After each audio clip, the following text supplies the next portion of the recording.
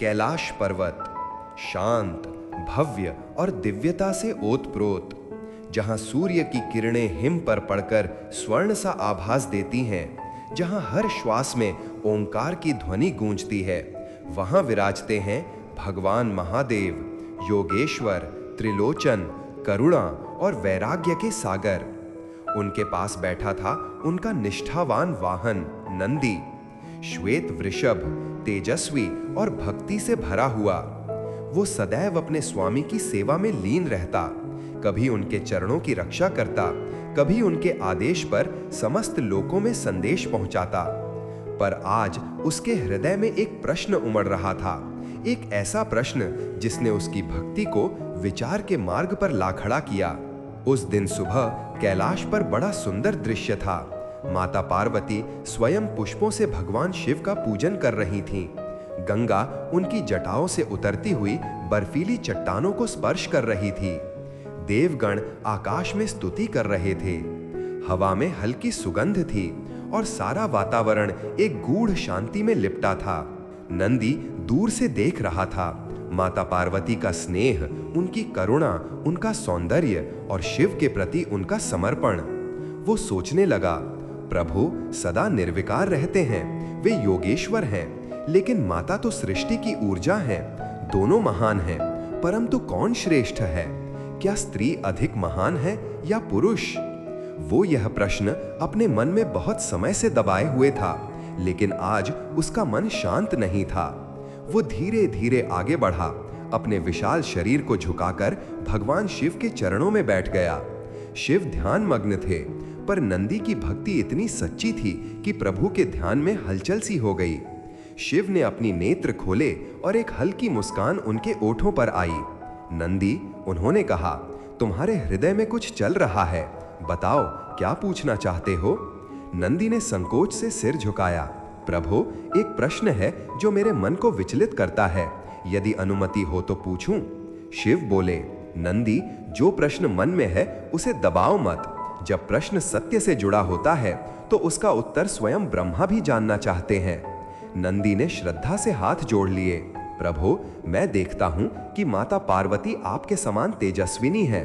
कभी वे आपको पूछती हैं, कभी आप उन्हें पूछते हैं। मैं यह जानना चाहता हूं कि सृष्टि में कौन अधिक श्रेष्ठ है, स्त्री या पुरुष?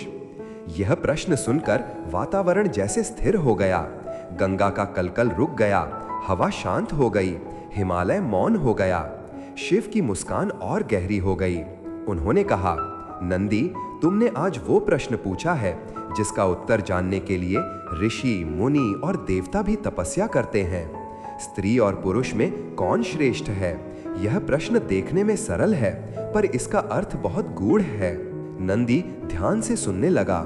शिव बोले, जब सृष्टि नहीं थी, जब न काल था, न दिशा, न आकाश, उस समय केवल मैं था, परंतु मैं भी अपूर्ण था। मैं शांत था, निर्विकार था, पर निष्क्रिय था। तब मेरे अंतः से शक्ति का उद्भव हुआ, वही शक्ति जो सृष्टि का आरंभ बनी। नंदी की आंखें विस्मय से फैल गईं। शिव आगे बोले, शक्ति ने मुझसे कहा, प्रभु, आपके बिना मैं अधूरी हूं। मैंने कहा, देवी, तुम्हारे बिना मैं निरर्थक हूं। और तब हम दोनों ने मिलकर अर्धनारीश्वर रूप धारण किया, जहां आधा भाग पुरुष का है और आधा भाग स्त्री का। न मैं बिना शक्ति के अस्तित्व में हूं, न शक्ति बिना मेरे। नंदी के नेत्रों में भक्ति और जिज्ञासा दोनों थे। वो बोला, प्रभु, परंतु संसार में तो लोग कहते हैं कि पुरुष प्रधान है, वही कर्म करता है, वही रक्षक है। क्या स्त्री केवल पालन करने वाली नहीं? शिव मुस्कुराए। नंदी, यही तो अज्ञान है। पुरुष बिना स्त्री के रच नहीं सकता और स्त्री बिना पुरुष के सृजन नहीं कर सकती। पुरुष बीज है तो स्त्री भूमि है। बीज बिना भूमि के कुछ नहीं और भूमि बिना बीज के भी शून्य है। दोनों एक दूसरे के पूरक हैं, एक दूसरे के बिना अधूरे। पर प्रभु, नंदी ने विनम्रता से पूछा, यदि दोनों समान हैं तो संसार में स्त्री को हमेशा नीचे क्यों दिखाया जाता है? शिव का चेहरा गंभीर हो गया। उन्होंने कहा, यह अहंकार का परिणाम है नंदी। जब पुरुष अपने बल पर गर्व करता है तो वो भूल जाता है कि उसी की जीवन शक्ति स्त्री से आती है। जिस दिन वो यह समझ लेगा कि स्त्री केवल शरीर नहीं बल्कि ऊर्जा का स्रोत है, उसी दिन संतुलन लौट आएगा। इतना कहकर शिव मौन हो गया। नंदी उनके शब्दों को आत्मा से सुन रहा था, पर उसके भीतर अब और भी जिज्ञासा थी। शिव ने उसकी ओर देखा और बोले, नंदी, तुम्हारे मन में जो शंका है उसे मैं अनुभव से मिटाऊंगा। इतना कहकर उन्होंने त्रिशूल उठाया और उसके अग्रभाग से एक दीप्ति निकली। वो दीप्ति धीरे धीरे रूप लेने लगी। वो रूप था माता पार्वती का। उनका तेज देखकर नंदी ने नेत्र झुका दिए।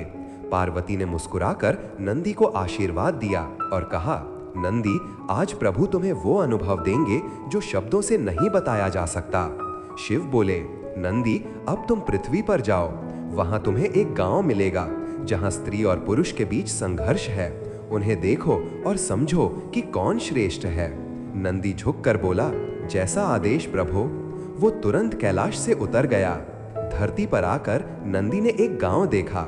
वहां पुरुष खेती करते थे, व्यापार करते थे और स्त्रियां घर संभालती थीं।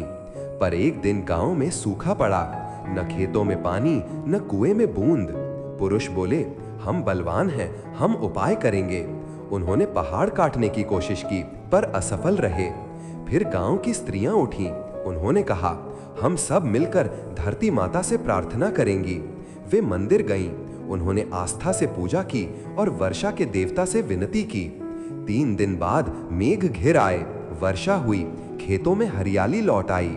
नंदी यह देखकर सोच में पड़ गया।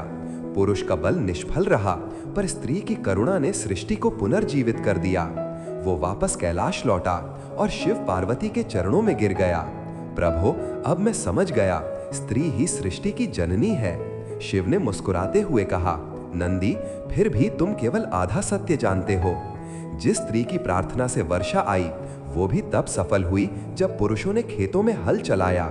शक्ति ने आशीर्वाद दिया, पर कर्म पुरुष ने किया। दोनों के बिना परिणाम संभव नहीं था। नंदी ने आंखें मूंद लीं। उसके भीतर जैसे प्रकाश फैल गया।